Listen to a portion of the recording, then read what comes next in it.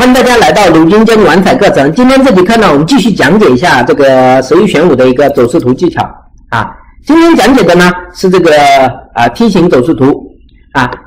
梯形走势图呢包含正梯形呢和变异的梯形。那么我们看一下第一张图偶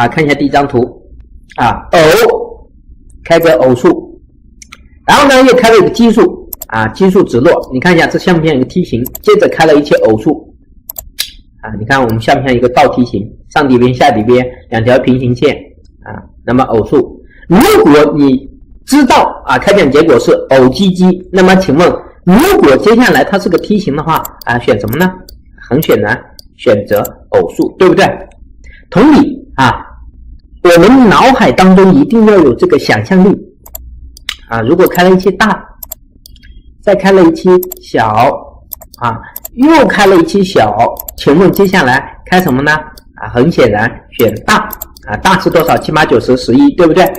你看一下，一定要有这样的一个发散思维大小小大要有这样的思维，对不对？如果说质数质和合质质数合数合数质数那么中间两期直落非常有效的非常有效。我们甚至呢可以在质数当中挑2到3码。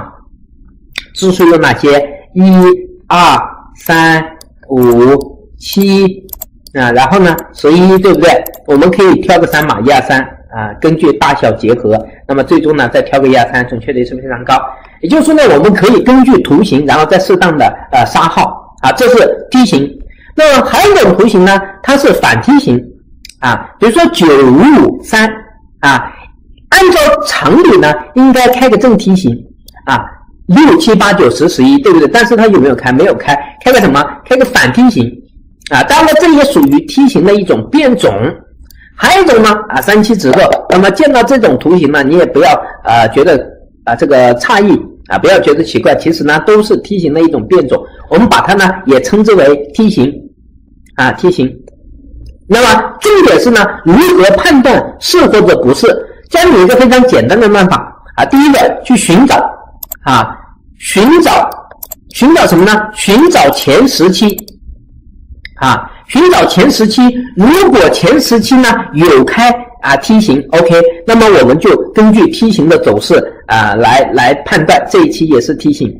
如果说前10期呢没有开梯形，那么我们就很可能呢是反梯形，或者呢3期直落等等，一定要从上下文前后期的开奖结果来判断这一期是梯形呢或者不是梯形梯形的走势图呢还是非常重要的，希望你能够融会贯通内容呢非常少，但是呢你反复的学习，反复的研究一下即可。好，今天这节课呢就讲解到这里下节课